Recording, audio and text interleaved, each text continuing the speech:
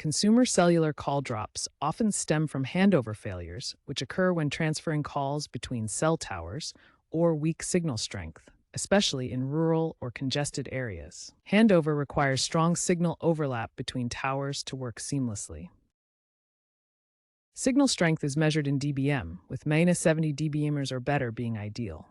Weak signals below -100 dBm frequently cause drops. Consumer Cellular operates on Verizon and AT&T's networks, so coverage issues on those networks directly impact your service. Recent network optimization updates in the My Account app can manually refresh signal connections to mitigate handover glitches.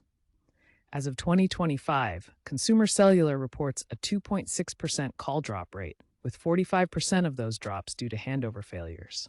To fix dropped calls, first check your signal strength.